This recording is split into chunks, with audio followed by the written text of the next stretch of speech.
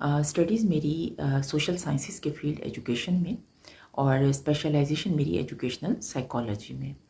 आज मैं जिस टॉपिक पर बात करूँगी वो है स्ट्रेस मैनेजमेंट के बारे में। स्ट्रेस जो है वो किसी भी तनाव को या किसी भी दबाव को कहते हैं जो कोई भी फ़र्द उस वक्त महसूस करता है जब उसको ये एहसास होता है कि उसकी जिस इन्वायरमेंट में वो मौजूद है उस इन्वायरमेंट में उसकी मेंटल और फिज़िकल कोऑर्डिनेशन या रिलेशन जो है वो क्रिएट नहीं हो रहा। हम चूँकि एजुकेशनल इंस्टीट्यूट से रेलेवेंट बात करेंगे तो उसमें यह है कि एजुकेशनल इंस्टीट्यूट्स में स्ट्रेस क्यों क्रिएट होता है और अगर स्ट्रेस क्रिएट हो जाए तो इसको किस तरीके से मैनेज किया जा सकता है। और अदारा जो है स्ट्रेस को मैनेज करने के लिए क्या प्रिवेंटेशन के लिए क्या टेक्निक्स यूज़ कर सकता है और एक फ़र्द या एक टीचर अगर वो स्ट्रेस महसूस करता है तो वो किस तरीके से इस स्ट्रेस से जो है वो छुटकारा ले सकता है। सबसे पहले ये बात करेंगे कि स्ट्रेस किसी भी तालीमी अदारे में या किसी भी इंस्टीट्यूट में क्यों क्रिएट होता है, क्योंकि जब तक किसी भी प्रॉब्लम के रीज़न्स नहीं पता चलते उस वक्त तक वो प्रॉब्लम सॉल्व नहीं किया जा सकता। तालीमी अदारों में स्ट्रेस क्रिएट होने की जो सबसे पहली वजह होती है वो है वर्किंग एनवायरनमेंट। टीचर्स को किस किस्म की वर्किंग एनवायरनमेंट जो है वो प्रोवाइड की जा रही है। अगर टीचर्स जो हैं वो उनको ऐसा माहौल दिया जा रहा है जिसमें वो अपने आप को ईज़ी महसूस करते हैं, उनके लिए माहौल प्लेजेंट है, उनको अपनी जॉब के बारे में पता है कि उनकी जॉब की क्या रिक्वायरमेंट है, ना सिर्फ ये कि जॉब की रिक्वायरमेंट का पता है बल्कि जॉब से मुतालिक उनको ट्रेनिंग भी दी गई है और जॉब के लिए उनकी क्या ज़िम्मेदारियां हैं और उन्होंने किस तरीके से पढ़ाना है और स्कूल में जो तालीमी सेशन है उसको किस तरीके से कंप्लीट करना है, एग्ज़ाम्स कब लेने हैं, पढ़ाई का तरीका क्या होगा। अगर उन्हें अपनी ये सारी ज़िम्मेदारियां पता हैं तो उस सूरत में स्ट्रेस क्रिएट नहीं होता। लेकिन अगर जॉब की जो सिचुएशन है वो टीचर्स के लिए अनक्लियर है, उनको ट्रेनिंग नहीं दी गई, उनको जो है वो सेमेस्टर का तमाम जो है वो पैटर्न नहीं समझाया गया और एग्ज़ाम्स का पैटर्न, टीचिंग लर्निंग का पैटर्न, किस तरीके से स्टूडेंट्स को डील करना है, स्कूल की इन्वायरमेंट जो है वो किस किस्म की होगी, क्या ज़िम्मेदारियां हैं टीचर के पास कि वो ना सिर्फ ये कि बच्चों को पढ़ाएंगे, अपनी डायरी मेंटेन करेंगे और जितनी भी एक्टिविटीज़ स्कूल में या ज़िम्मेदारियाँ हैं वो क्या क्या हैं जो उन्होंने निभानी है। अगर उनकी ज़िम्मेदारियाँ अनक्लियर हैं तो उस सूरत में भी टीचर्स जो हैं वो स्ट्रेस में चले जाते हैं। उसके बाद दूसरी कंडीशन ये होती है कि टीचर की वर्किंग एनवायरनमेंट जो है, यानी वो जिस डिपार्टमेंट में है, वो जिस सीनियर जूनियर या कॉलेज के जिस सेक्शन में है, उस सेक्शन में उनकी कोऑर्डिनेशन कैसी है, उनका रिलेशनशिप कैसा है। आमतौर पर ये होता है कि टीचर्स, कुछ नए टीचर अपॉइंट होते हैं, कुछ पुरानी टीचर्स पहले से मौजूद होते हैं, तो जो नए टीचर आते हैं उनकी कोऑर्डिनेशन जो पुराने टीचर हैं उनके साथ जो है वो बिल्ड होनी होती है। उनकी कोऑर्डिनेशन अपने डिपार्टमेंट के या अपने सेक्शन के जो सेक्शन इंचार्ज है या हेड है उसके साथ बिल्ड होनी होती है। अगर ये कोऑर्डिनेशन बेहतर है, अगर ये रिलेशनशिप बेहतर है तो उस सूरत में टीचर जो है वो अपने आप को बेहतर महसूस करता है और प्लेजेंट महसूस करता है और उसके लिए ये बेहतर वर्किंग कंडीशन होती है। लेकिन अगर टीचर जो है वो अपने कोलीग्स के साथ उसका रिलेशनशिप बेहतर नहीं है, वो नया आया है और वो उस इन्वायरमेंट में मिसफिट है और उसको जो है डिपार्टमेंट का हेड जो है वो भी उसको इतनी तवज्जो नहीं दे पा रहा या उसकी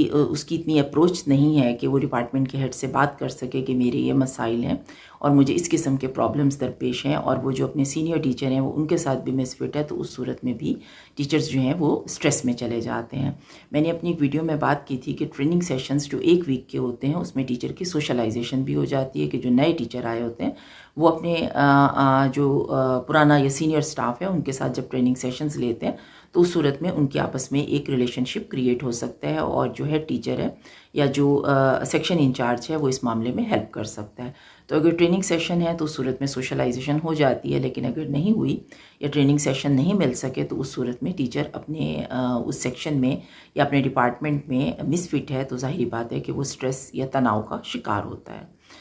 उसके बाद ये आ जाता है कि टीचर के जो टाइम टेबल बनाया जाता है, तो आमतौर पर यह है कि टाइम टेबल की एक मीटिंग कॉल की जाती है, उसमें उस सेक्शन का तमाम स्टाफ मौजूद होता है और वो सब बैठकर बात करते हैं कि हमें ये टाइम टेबल जो है वो इस तरीके से एडजस्ट कर दें। जो सेक्शन इंचार्ज है या टाइम टेबल इंचार्ज है वो तमाम टीचर से बातचीत करके उनको मुतमईन करके और ये बता के कि हम हर टीचर की हर बात तो एडजस्ट नहीं कर सकते, लेकिन ये है कि जितनी मैक्सिमम उनकी डिमांड है, जो उनकी पढ़ाने की एबिलिटीज़ हैं, जो उनके माइंड में पढ़ाने के लिए उन्होंने एक साइकोलॉजी सेट की है, उसके हिसाब से मैं पूरी कोशिश कर रहा हूँ या पूरी कोशिश करती हूँ कि आपका टाइम टेबल आपकी ज़रूरत के मुताबिक एडजस्ट कर दिया जाए। क्योंकि मीटिंग हो रही है, सब स्टाफ वहाँ मौजूद है, तो सबको मालूम हो जाता है कि हमारी रिक्वायरमेंट के हिसाब से इतनी एडजस्टमेंट हुई, दूसरे की रिक्वायरमेंट इतनी हुई, और हमें मैक्सिमम हम सबको जो है ज़रूरत के मुताबिक और जितनी गुंजाइश बनी हमें एडजस्ट कर दिया गया है। तो जब टीचर की एडजस्टमेंट टाइम टेबल में बेहतर हो जाती है, सबसे पहला ट्रेनिंग का सेशन अगर बेहतर मिल जाए, वहाँ सोशलाइजेशन हो जाए, और उसके बाद ये कि टाइम टेबल की बेहतर एडजस्टमेंट हो जाए, तो टीचर की जो जहनी सेटिस्फेक्शन है वो पढ़ाने के लिए बहुत बेहतर हो जाती है। लेकिन अगर टाइम टेबल ऐसा बन गया है कि सुबह अर्ली में आना है पूरे वीक, और एक टीचर के लिए जो है वो अपनी पर्सनल लाइफ में पूरे वीक इसको मैनेज करना मुश्किल है। हाँ, अगर वो ये बताए कि जी मंडे और वेडनेसडे को या थर्सडे को 2 दिन या 3 दिन आप मुझे अर्ली दे दें और बाकी स्टाफ को इसके साथ एडजस्ट कर दें, तो उस सूरत में मुझे सहूलत हो जाएगी। तो ये कि ये एक एडजस्टमेंट है कि सब टीचर्स को जो है इस सिलसिले में एडजस्ट किया जाए कि कुछ जो है वो अर्ली मॉर्निंग आ जाएँ, कुछ जो है वो लेट जो है वो बैठ सकते हैं। तो जो अर्ली जाना चाहते हैं वो अर्ली चले जाएँ। तो जब एक मीटिंग में ये सारा डिसाइड हो जाएगा, सारे टीचर्स को पता होगा कि हाँ, ये सब कुछ जो है वो एक फेयर तरीके से सेट हो गया है, और सबकी सिचुएशन जितनी जितनी मैनेज हो सकती थी वो पूरी कोशिश से मैनेज हो गई है। तो उस सूरत में स्ट्रेस जो है वो क्रिएट नहीं होता। या अगर थोड़ा बहुत टीचर बेचैनी महसूस करते हैं, तो इस बात को मद्देनज़र रख के कि मीटिंग में हमारी ज़रूरियात को और दूसरे टीचर की ज़रूरियात को भी मद्देनज़र रखना था, तो कुछ जो है वो हमारी बातें मान लेंगे और कुछ हम एडजस्ट कर लेंगे। तो उस सूरत में ये है कि स्ट्रेस या दबाव जो है वो टीचर महसूस नहीं कर रहे होते। उसके बाद ये हो जाता है कि टीचर्स का टाइम टेबल जो है उसकी एडजस्टमेंट अगर बेहतर हो जाए तो स्ट्रेस के माहौल से बचा जा सकता है। नेक्स्ट स्टेप ये आ जाता है कि जो टीचर्स हैं उनको रिस्पॉन्सिबिलिटीज़ दी जाती हैं, या उनकी प्रमोशन की दी जाती है, या जो सीनियर स्टाफ है उनकी बेहतर कारकर्दगी की बिना पर उनको सेक्शन हेड बनाया जाता है। तो जब टीचर्स ये महसूस करते हैं कि हम भी उसी तरह टीचिंग करते रहे, उतनी ही मेहनत करते रहे,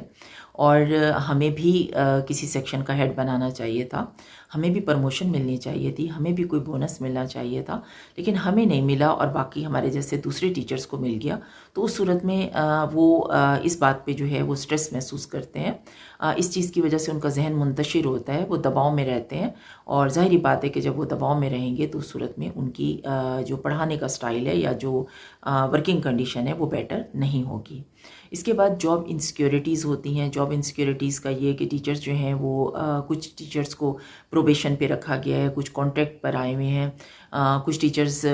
जो हैं वो इस तरह है कि वो बिल्कुल परमानेंट बेसिस पर काम कर रहे हैं। तो उसमें ये है कि जो टीचर्स जो हैं वो अभी प्रोबेशन पर हैं या अभी जो है वो कॉन्ट्रैक्ट पर हैं, तो उस सूरत में जो सेक्शन इंचार्ज हैं अगर उनको यकीन दिलाते हैं, स्कूल इंतज़ामिया उन्हें यकीन दिलाती है कि अगर आपकी परफॉर्मेंस बेहतर होगी तो उस सूरत में आपकी प्रमोशन, आपके कॉन्ट्रैक्ट को जो है वो मुस्तकिल करना या रिन्यू करना, या आपको जो है आपकी प्रोबेशन ख़त्म करना, आपको परमानेंट बेसिस पे लेना, तो उसके लिए हम इंतज़ामिया से सिफारिश करेंगे। और अदारा जो है इस मामले में बड़ी अच्छी रेप्यूट रखता है कि वो ऐसे टीचर को बहुत जल्दी जो है वो जितनी भी गुंजाइश निकलती है उनको उस हिसाब से परमानेंट कर लेता है। तो जॉब इनसिक्योरिटी अगर ख़त्म हो जाए तो उस सूरत में भी स्ट्रेस मैनेज होता है, लेकिन ये कि अगर जॉब इनसिक्योरिटी है तो उस सूरत में स्ट्रेस क्रिएट होने की रीज़न पैदा हो जाती है, और टीचर्स जो हैं वो दबाव में रहते हैं, ज़हनी उनके ऊपर तनाव रहता है, और वो उनका जहन जो है वो मुंतशिर रह रहा होता है। उसके बाद ये होता है कि बाज़ औक़ात टीचर्स की जो अच्छी अंडरस्टैंडिंग है वो अपने सेक्शन हेड के साथ नहीं क्रिएट हो पाती, इस अंदाज़ में कि जो सेक्शन हेड है वो नए आने वाला स्टाफ है, या ये कि कोई सीनियर है, या वो उनके साथ इतना फ्रेंडली नहीं है, या वो उनके साथ इतना कम्युनिकेट नहीं कर पाता, या ये कि वो आमतौर पर मीटिंग्स करके बहुत सारी चीज़ें जो डिपार्टमेंट में काम होनी है वो कन्वे नहीं कर रहा होता। तो इस वजह से भी चूँकि सेक्शन इंचार्ज का रवैया या उसकी कोऑपरेशन या उसका रिलेशनशिप अपने स्टाफ के साथ बेहतर नहीं है, तो स्टाफ में इस वजह से भी स्ट्रेस क्रिएट होता है। क्योंकि छोटे मोटे मसाइल या प्रॉब्लम्स हर सेक्शन में, हर डिपार्टमेंट में, हर स्कूल, कॉलेज या यूनिवर्सिटी में मौजूद होते हैं। लेकिन अगर सेक्शन इंचार्ज और हेड जो है वो बेहतरीन रिलेशनशिप रखता है और वो उनके मसाइल सुन लेता है और उनका कोई हल बता देता है, तो उस सूरत में ये है कि जो असातिज़ा हैं वो स्ट्रेस से बच सकते हैं। उसके बाद जो कंडीशन आ जाती है वो ये है कि बाज़ औक़ात जो सेक्शन हेड हैं वो उस ज़िम्मेदारी को पूरा करने के लिए अहल नहीं होते जो ज़िम्मेदारी उन्हें दे दी गई होती है। यानी एक सेक्शन इंचार्ज है जो जूनियर सेक्शन में था, मिडल में था, सीनियर में, कॉलेज में या यूनिवर्सिटी में किसी जगह भी, और उसकी जगह एक नया दूसरा सेक्शन हेड आता है। तो अगर तो जो पहला सेक्शन हेड है वो बहुत बेहतर परफॉर्मेंस दे रहा था, उसके रिलेशनशिप अपने स्टाफ के साथ बहुत अच्छे थे, तो उस सूरत में तो अगर वो जो नया आने वाला स्टाफ है, जो सेक्शन हेड है, वो उसी तरह की परफॉर्मेंस नहीं देगा तो स्टाफ मुतमईन नहीं होगा, बेचैनी का शिकार होगा। लेकिन अगर वो एक सही क्वालिटीज़, एबिलिटीज़ पर आने वाला सेक्शन हेड है या इंचार्ज है, तो उस सूरत में वो फ़ौरी तौर पर जो पुराना सेक्शन हेड है उसकी जगह लेते ही सबके साथ अपनी एक रिलेशनशिप बनाएगा, मीटिंग कॉल करेगा, उनके मसाइल सुनेगा, तो उस सूरत में स्टाफ को कोई इशू नहीं होगा। लेकिन अगर सेक्शन इंचार्ज जो कि चेंज हो रहा है या नया आया है और वो उस तरह बिहेव नहीं कर रहा या कोऑपरेटिव नहीं है या अच्छा रिलेशन नहीं बनाता या इतना कम्युनिकेटिव नहीं है, तो उस सूरत में भी स्टाफ को प्रॉब्लम होता है और स्टाफ जो है वो स्ट्रेस का शिकार हो जाता है। तो ये डिफरेंट रीज़न्स हैं जिनकी बुनियाद पर जो है वो स्कूल में जो वर्किंग स्टाफ है या वर्किंग लोग हैं, स्कूल, कॉलेज या यूनिवर्सिटी में वो तनाव का शिकार होते हैं, स्ट्रेस का शिकार होते हैं, उससे उनको डिप्रेशन हो सकता है और बाज़ औक़ात असातिज़ा की फ़िज़िकल और मेंटल हेल्थ भी इस वजह से मुतासिर होती है। क्योंकि बाज़ औक़ात किसी को कोई लाइट सी एलर्जी है, शुगर है, हार्ट प्रॉब्लम है या कोई भी माइनर सी कोई डिज़ीज़ है, लेकिन अगर इस तरह का अनरेस्ट जो है वो अदारे में मौजूद हो या वर्किंग एनवायरनमेंट इस तरह अनप्लेजेंट हो, तो जो छोटे-छोटे मेंटल और हेल्थ के इशू होते हैं वो बाज़ औक़ात बड़े बन जाते हैं और टीचर्स जो कि अपने इन इश्यूज़ को, माइनर एलर्जीज़ को, अपने शुगर प्रॉब्लम को, अपने हार्ट प्रॉब्लम को या कोई भी प्रॉब्लम को कंट्रोल किए हुए होते हैं, लेकिन चूँकि वो बेचैन होते हैं, वो स्ट्रेस में चले जाते हैं, तो उनके प्रॉब्लम्स बढ़ भी जाते हैं। तो उस सूरत में ये है कि अदारे में असातिज़ा के स्ट्रेस की वजह से, उनके तनाव की वजह से वर्किंग कंडीशन भी बेहतर नहीं होती, टीचिंग लर्निंग भी बेहतर नहीं होती, टीचर अनप्लेजेंट रहते हैं और उनकी सेहत भी मुतासिर हो रही होती है। अब ये है कि ये तो थे मुख्तलिफ़ रीज़न्स जो कि किसी भी अदारे में स्ट्रेस क्रिएट कर रही होती हैं। अब ये कि अदारे का हर टीचर स्ट्रेस के नतीजे में एक ही जैसा रिएक्शन नहीं दे रहा होता। चूँकि हम ह्यूमन बीइंग हैं, हर ह्यूमन बीइंग का रवैया, स्टेमिना, उसकी मेंटल और फिज़िकल हेल्थ और उसका एटीट्यूड और उसका स्ट्रेस लेने का जो स्टाइल होता है वो दूसरों से मुख्तलिफ होता है। कुछ टीचर्स ऐसे होते हैं जिनकी पर्सनल एबिलिटीज़ या क्वालिटीज़ बहुत इम्प्रूव होती हैं कि वो नए चैलेंजेस को बड़ी जल्दी एक्सेप्ट कर लेते हैं और वो ये सोचते हैं कि कोई बात नहीं है, अगर इन्वायरमेंट ऐसी है, हमें काम करना है, हम यहाँ पर एम्प्लॉय हैं, मैं या हम यहाँ पूरी कोशिश करेंगे कि हम इस इन्वायरमेंट को बेटर बना लें। तो ये जो लोग चैलेंजेस बर्दाश्त करते हैं, ये लोग बाज़ औक़ात स्ट्रेसफुल इन्वायरमेंट में भी बेहतर काम कर रहे होते हैं। दूसरे कुछ लोग इस किस्म के होते हैं जो कि जिनकी लाइफ में इस किस्म की सेटिंग्स होती हैं कि अगर वो सुबह अर्ली आएँ या वो शाम में लेट जाएँ या उनका टाइम टेबल ज़रा टफ़ हो, तो वो उस सूरत में उनकी पर्सनल लाइफ जो है वो इतनी बैलेंस और इतनी स्ट्रक्चर्ड होती है या उनको लगता है कि वो मुतासिर नहीं होगी, तो वो आराम से उस टफ़ टाइम टेबल को या टफ़ सिचुएशन को या थोड़े से स्ट्रेस को जो है वो बर्दाश्त कर लेते हैं। कुछ लोग ज़्यादा कम्युनिकेटिव होते हैं, उनका स्टेमिना ज़्यादा होता है, उन्होंने हार्डशिप्स लाइफ में फ़ेस की होती हैं और उन्होंने बड़े सख्त और स्ट्रेसफुल माहौल में काम किया होता है, तो वो भी अक्सर औक़ात जो है वो स्ट्रेस की कंडीशंस को बर्दाश्त कर लेते हैं और बेहतर रिज़ल्ट्स दे रहे होते हैं। लेकिन इस किस्म के लोग जो कि स्ट्रेस को बर्दाश्त कर लेते हैं, पर्सनल क्वालिटीज़ पे चैलेंजेस फ़ेस करने की वजह से हार्ड एनवायरनमेंट में काम कर रहे होते हैं, बाज़ वक़्त उनका एक्सपीरियंस कि वो पहले भी टफ़ एनवायरनमेंट्स में काम करते रहे हैं, उनका नॉलेज इतना है कि इस किस्म की सिचुएशंस को टैकल कर सकते हैं, ऐसे लोग तादाद में कम होते हैं। आमतौर पर ज़्यादातर लोग जो हैं वो इस किस्म की कंडीशंस जो मैंने बयान की हैं उसमें स्ट्रेस महसूस करते हैं। जब वो स्ट्रेस महसूस करते हैं तो लामहला उनकी शख्सियत जो है वो डिप्रेशन में, तनाव में और बेचैनी का शिकार होती है, उनकी टीचिंग इफ़ेक्ट होती है और उनकी परफॉर्मेंस इफ़ेक्ट होती है। लामहला उसकी वजह से तालिब इल्मों की जो पढ़ाई है, उनके ग्रेड्स हैं, उनकी पर्सनैलिटी डेवलपमेंट है और स्कूल की परफॉर्मेंस और स्कूल की क्वालिटी जो टीचिंग और लर्निंग की वजह से स्कूल का इमेज भी ख़राब हो रहा होता है। अब इसके लिए ये है कि अदारा जो है उसको क्या प्रिवेंटिव टेक्निक्स यूज़ करनी चाहिए ताकि इस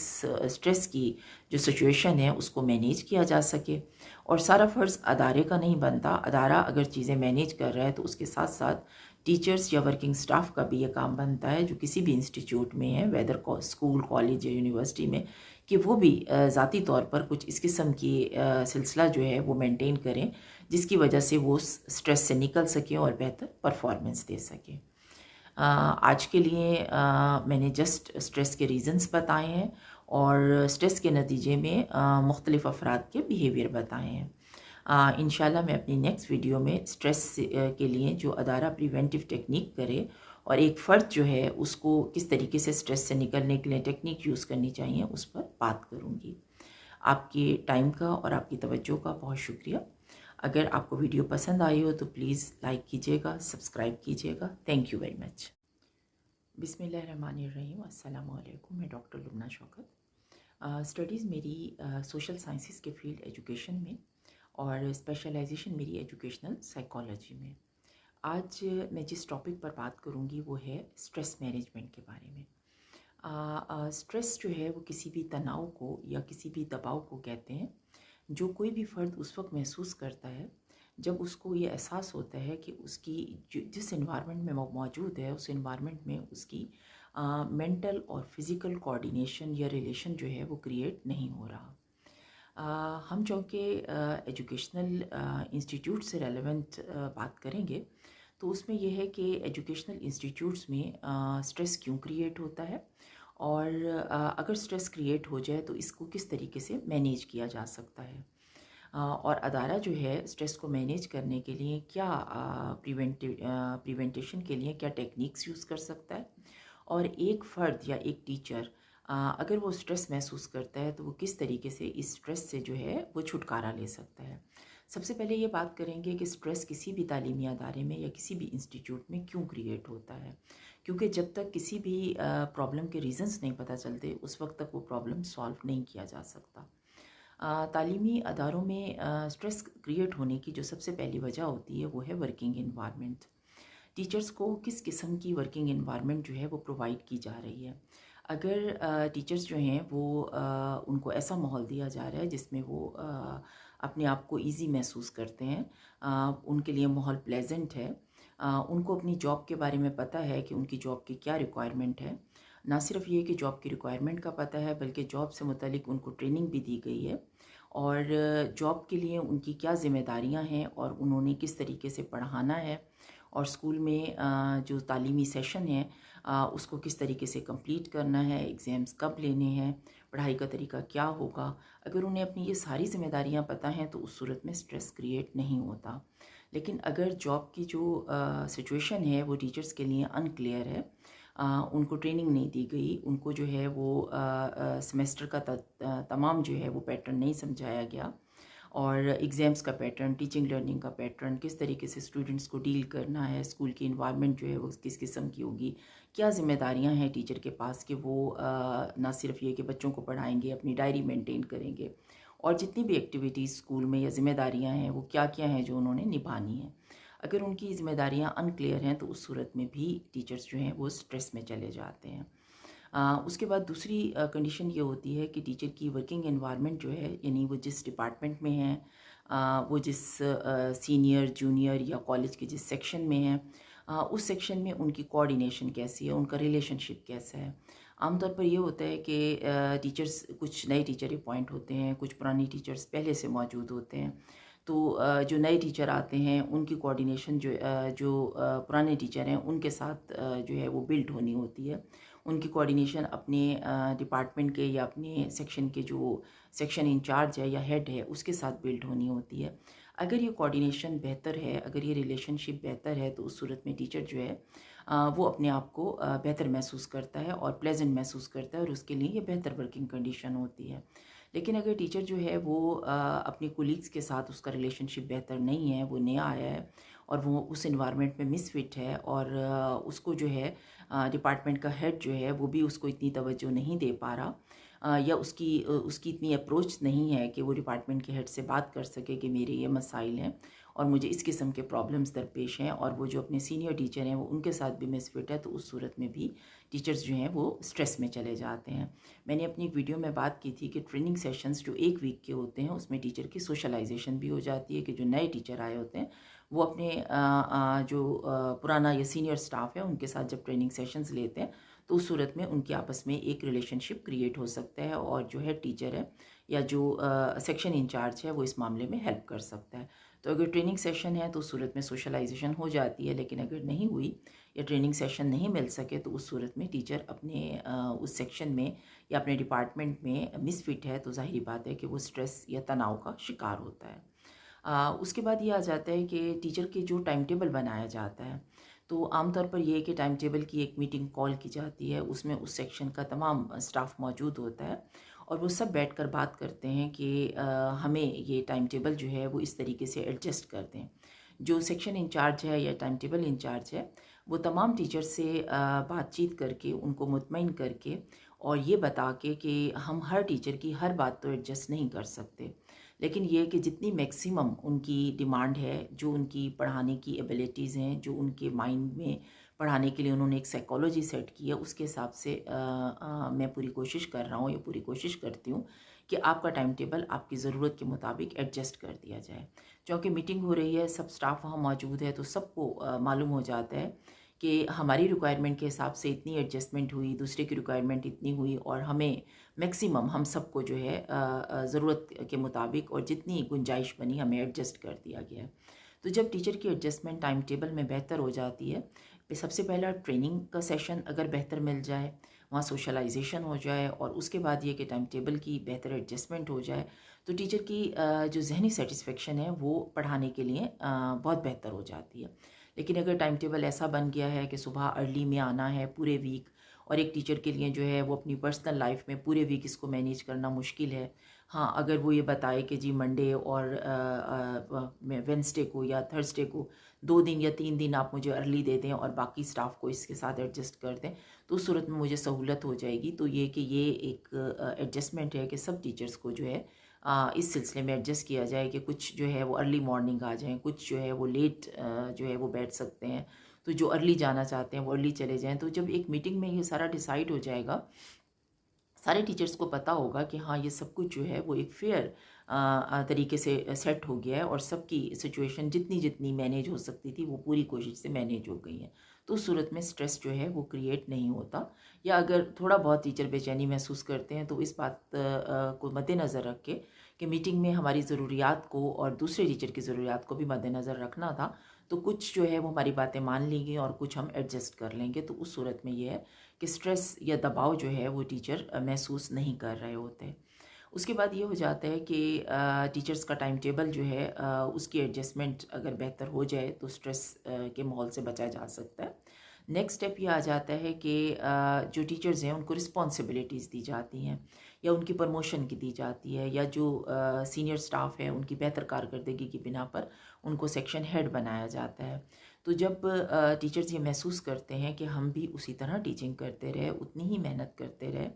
और हमें भी किसी सेक्शन का हेड बनाना चाहिए था, हमें भी प्रमोशन मिलनी चाहिए थी, हमें भी कोई बोनस मिलना चाहिए था, लेकिन हमें नहीं मिला और बाकी हमारे जैसे दूसरे टीचर्स को मिल गया, तो उस सूरत में वो इस बात पे जो है वो स्ट्रेस महसूस करते हैं। इस चीज़ की वजह से उनका जहन मुंतशिर होता है, वो दबाव में रहते हैं, और ज़ाहिरी बात है कि जब वो दबाव में रहेंगे तो उस सूरत में उनकी जो पढ़ाने का स्टाइल है या जो वर्किंग कंडीशन है वो बेटर नहीं होगी। इसके बाद जॉब इनसिक्योरिटीज़ होती हैं। जॉब इनसिक्योरिटीज़ का ये है कि टीचर्स जो हैं वो कुछ टीचर्स को प्रोबेशन पे रखा गया है, कुछ कॉन्ट्रैक्ट पर आए हुए हैं, कुछ टीचर्स जो हैं वो इस तरह हैं कि वो बिल्कुल परमानेंट बेसिस पर काम कर रहे हैं। तो उसमें ये है कि जो टीचर्स जो हैं वो अभी प्रोबेशन पर हैं या अभी जो है वो कॉन्ट्रैक्ट पर हैं, तो उस सूरत में जो सेक्शन इंचार्ज हैं अगर उनको यकीन दिलाते हैं, स्कूल इंतज़ामिया उन्हें यकीन दिलाती है कि अगर आपकी परफॉर्मेंस बेहतर होगी तो उस सूरत में आपकी प्रमोशन, आपके कॉन्ट्रैक्ट को जो है वो मुस्तकिल करना या रिन्यू करना या आपको जो है आपकी प्रोबेशन ख़त्म करना, आपको परमानेंट बेसिस पे लेना, तो उसके लिए हम इंतज़ामिया से सिफारिश करेंगे। और अदारा जो है इस मामले में बड़ी अच्छी रेप्यूट रखता है कि वो ऐसे टीचर को बहुत जल्दी जो है वो जितनी भी गुंजाइश निकलती है उनको उस हिसाब से परमानेंट कर लेता है। तो जॉब इनसिक्योरिटी अगर ख़त्म हो जाए तो उस सूरत में भी स्ट्रेस मैनेज होता है, लेकिन ये कि अगर जॉब इनसिक्योरिटी है तो उस सूरत में स्ट्रेस क्रिएट होने की रीज़न पैदा हो जाती है और टीचर्स जो हैं वो दबाव में रहते हैं, ज़हनी उनके ऊपर तनाव रहता है और वो उनका जहन जो है वो मुंतशिर रह रहा होता है। उसके बाद ये होता है कि बाज़ औक़ात टीचर्स की जो अच्छी अंडरस्टैंडिंग है वो अपने सेक्शन हेड के साथ नहीं क्रिएट हो पाती। इस अंदाज़ में कि जो सेक्शन हेड है वो नए आने वाला स्टाफ है या ये कि कोई सीनियर है या वो उनके साथ इतना फ्रेंडली नहीं है या वो उनके साथ इतना कम्युनिकेट नहीं कर पाता या ये कि वो आमतौर पर मीटिंग्स करके बहुत सारी चीज़ें जो डिपार्टमेंट में काम होनी है वो कन्वे नहीं कर रहा होता। तो इस वजह से भी चूँकि सेक्शन इंचार्ज का रवैया या उसकी कोऑपरेशन या उसका रिलेशनशिप अपने स्टाफ के साथ बेहतर नहीं है, तो स्टाफ में इस वजह से भी स्ट्रेस क्रिएट होता है। क्योंकि छोटे-मोटे मसाइल या प्रॉब्लम्स हर सेक्शन में, हर डिपार्टमेंट में, हर स्कूल, कॉलेज या यूनिवर्सिटी में मौजूद होते हैं। लेकिन अगर सेक्शन इंचार्ज और हेड जो है वो बेहतरीन रिलेशनशिप रखता है और वो उनके मसाइल सुन लेता है और उनका कोई हल बता देता है, तो उस सूरत में ये है कि जो असातिज़ा हैं वो स्ट्रेस से बच सकते हैं। उसके बाद जो कंडीशन आ जाती है वो ये है कि बाज़ औक़ात जो सेक्शन हेड हैं वो उस ज़िम्मेदारी को पूरा करने के लिए अहल नहीं होते जो ज़िम्मेदारी उन्हें दे दी गई होती है। यानी एक सेक्शन इंचार्ज है जो जूनियर सेक्शन में था, मिडल में था, सीनियर में, कॉलेज में या यूनिवर्सिटी में किसी जगह भी, और उसकी जगह एक नया दूसरा सेक्शन हेड आता है। तो अगर तो जो पहला सेक्शन हेड है वो बहुत बेहतर परफॉर्मेंस दे रहा था, उसके रिलेशनशिप अपने स्टाफ के साथ बहुत अच्छे थे, तो उस सूरत में तो अगर वो जो नया आने वाला स्टाफ है, जो सेक्शन हेड है, वो उसी तरह की परफॉर्मेंस नहीं देगा तो स्टाफ मुतमईन नहीं होगा, बेचैनी का शिकार होगा। लेकिन अगर वो एक सही क्वालिटीज़, एबिलिटीज़ पर आने वाला सेक्शन हेड है या इंचार्ज है, तो उस सूरत में वो फ़ौरी तौर पर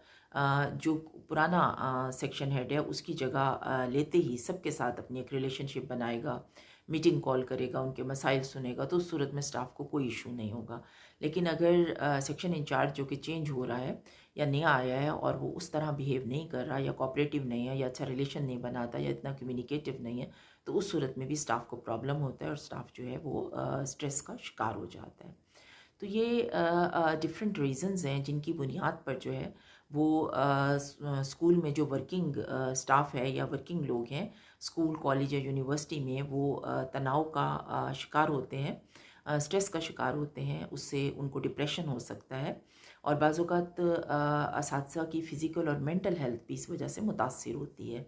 क्योंकि बाज़ औक़ात किसी को कोई लाइट सी एलर्जी है, शुगर है, हार्ट प्रॉब्लम है या कोई भी माइनर सी कोई डिज़ीज़ है, लेकिन अगर इस तरह का अनरेस्ट जो है वो अदारे में मौजूद हो या वर्किंग एनवायरनमेंट इस तरह अनप्लेजेंट हो, तो जो छोटे-छोटे मेंटल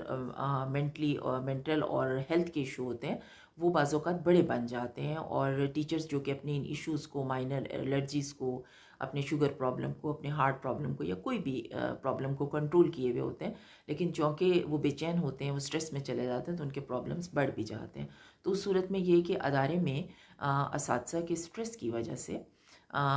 उनके तनाव की वजह से वर्किंग कंडीशन भी बेहतर नहीं होती, टीचिंग लर्निंग भी बेहतर नहीं होती, टीचर अनप्लेजेंट रहते हैं और उनकी सेहत भी मुतासिर हो रही होती है।